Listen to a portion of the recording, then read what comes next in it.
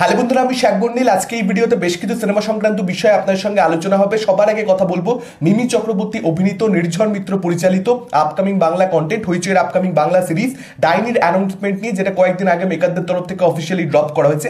আমার কথা বলতে একটু সময় লেগে গেল। এই অ্যানাউন্সমেন্টটা দেখে সিরিজের গল্প সম্পর্কে যেটা বুঝতে পারা যাচ্ছে, লতা এবং পাতা দুই বোন মিমি চক্রবর্তীর ক্যারেক্টারকে মা বলে গেছিল বোনকে দেখে রাখতে, সামনে রাখতে, যত্ন করে রাখতে, কিন্তু মিমি চক্রবর্তীর ক্যারেক্টার সেই কাজ করেনি। এবার বোন কোনো একটা বড় একটা গুরুতর বিপদে পড়েছে এবং সেখান থেকে দিদি তাকে উদ্ধার করবে, যে কারণে সে হাতে অস্ত্র তুলে নিচ্ছে। এই অ্যানাউন্সমেন্ট টিজারটার মধ্যে কিন্তু আমরা সেটাই দেখতে পাচ্ছি। মিমি চক্রবর্তীর পারফরমেন্স আমার বেশ ভালো লাগলো এবং সে রক্তাক্ত অবস্থায় রয়েছে, পরিষ্কার বুঝতে পারা যাচ্ছে তাকে মারধর করা হয়েছে।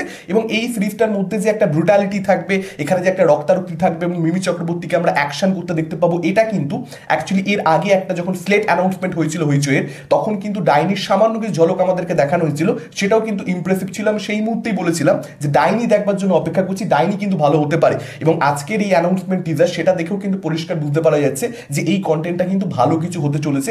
আর কয়েকটা যেরকম নারী কেন্দ্রিক ওয়েব সিরিজ আমরা হইচইতে দেখতে পাই, তার থেকে ফার ফার বেটার হতে চলেছে, এখন অব্দি সেরকমটা মনে হচ্ছে।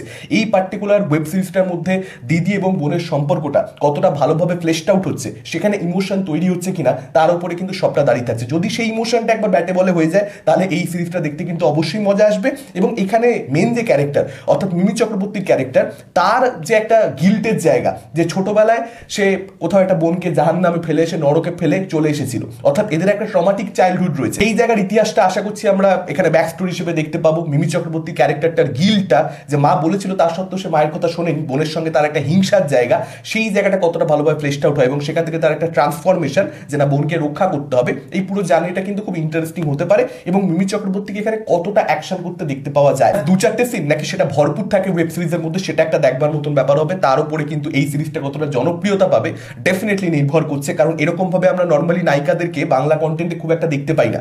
যখনই সেটা ভরপুর থাকবে, তখনই কিন্তু সেটা টক অফ দ্য টাউন হয়ে উঠবে। এবং এখানে মেকআপের কাজ অবভিয়াসলি ভালো হয়েছে। হ্যাঁ, এটা বলতেই হবে, ভিএফএক্স এর কাজ ভীষণ খারাপ। এটা মানে কোনো রকম ভাবে ঢেকে চেপে রাখবার জায়গা নেই, প্রচন্ড প্রচন্ড খারাপ। আরেকটু উন্নত সেটা হতে পারতো। বাজেটের সমস্যা ডেফিনেটলি বাংলা ফিল্ম ইন্ডাস্ট্রি থাকে, কিন্তু তাই বলে এতটা খারাপ হবে এটা কখনোই মেনে নেওয়া যায় না। এর থেকে ফার ফার বেটার কিন্তু আউটপুট ডেলিভার করা যায়। তো সেখানে মেকাররা যত্ন করে কাজ করেন, পরিষ্কার হয়ে যাচ্ছে। আশা করছি সিরিজ আস্তে আস্তে যখন সিরিজটা রিলিজ হবে, তখন এই সমস্যাগুলো মেকাররা ফিক্স করে নেবে। নির্ঝর মিত্রের কাজ, তিনি শিকারপুরের মতন ওয়েব সিরিজ অঙ্কুশের সঙ্গে এর আগে বানিয়েছেন, যেটা কিন্তু ম্যাক্সিমাম বাংলা সিরিজ আমরা যা দেখি তার থেকে ফার ফার বেটার ছিল। তো দেখা যাক এই কন্টেন্টটা তিনি কিরকম কি বানান। মনে তো হচ্ছে যে যেরকমটা আমরা নর্মালি দেখতে পাই বাংলাতে, তার থেকে একটু হলেও বেটার হবে।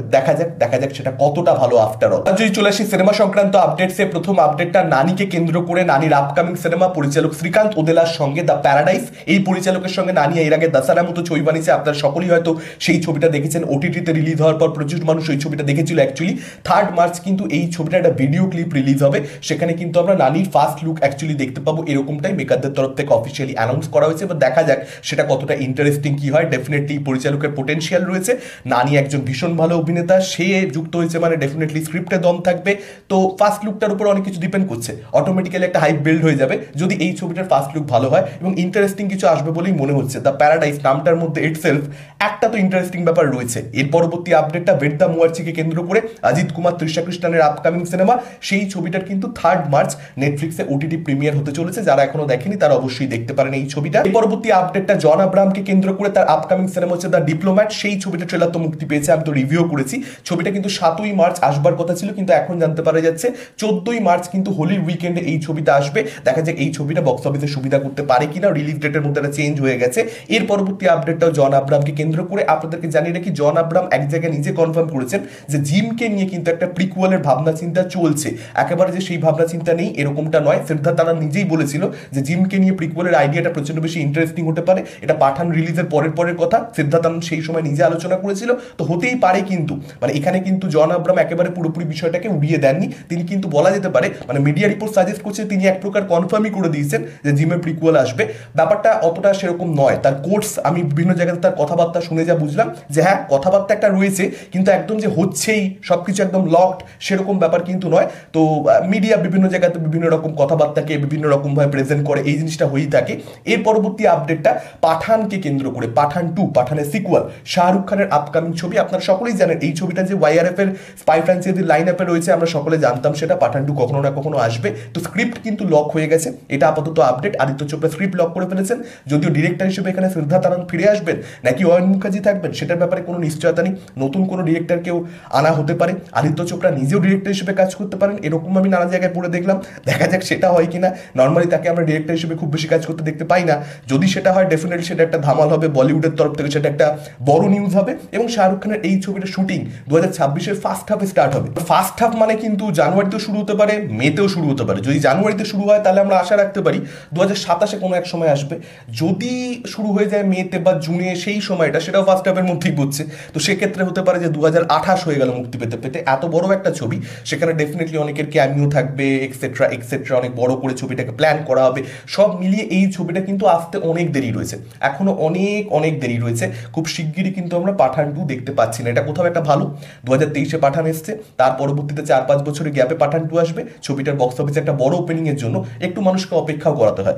একদম যখন মানুষ চাইছে তখনই মানুষের সাথে দিয়ে দেওয়া, সেটা কিন্তু খুব একটা ভালো নয়। তবে হ্যাঁ, ওয়েট করতে হবে শাহরুখের ফ্যানদেরকে বা স্পাই ফ্র্যাঞ্চাইজির ফ্যানদেরকে ওয়েট করতে হবে, খুব শিগগিরই তো এই ছবি আসছে না। এর পরবর্তী আপডেটটা সিকান্দারকে কেন্দ্র করে সালমান খান এআর মুরুগাদাসের আপকামিং ছবি। আপনারা সকলেই জানবেন যে এই ছবিটার রিলিজ ডেট সম্পর্কে মেকাররা জানিয়েছিল যে ঈদে ছবিটা আসছে, এক্স্যাক্ট রিলিজ ডেট কিন্তু মেকাররা অ্যানাউন্স করেনি। এখন যেটা জানতে পারা যাচ্ছে 30শে মার্চ অর্থাৎ রবিবার দিন কিন্তু এই ছবিটা মুক্তি পেতে চলেছে। নর্মালি আমরা শুক্রবার মুক্তি পেতে দেখতে পাই, অনেক বড় বড় ছবির ক্ষেত্রে আমরা বুধবার বৃহস্পতিবার মুক্তি পেতে দেখতে পাই, কিন্তু রবিবার কিন্তু নর্মালি আমরা দেখতে পাই না। সেই জিনিসটাই কিন্তু এবার হতে চলেছে। দেখা যাক সেটা সিকান্দার ছবিটার জন্য বেনিফিশিয়াল হয় কি হয় না। আপনাদের মতামত কি আপডেটগুলোকে কেন্দ্র করে, ডাইনির অ্যানাউন্সমেন্ট নিয়ে আপনাদের কি মতামত, ডেফিনেটলি কমেন্ট করে আমাদের জানাতে পারেন। এই ভিডিওটা ভালো লাগলে লাইক করতে পারেন, শেয়ার করতে পারেন। আমাদের চ্যানেল নতুন হলে চ্যানেলটাকে অবশ্যই সাবস্ক্রাইব করতে পারেন। আজকের মতন টাটা, চোখ রাখুন পরবর্তী ভিডিও।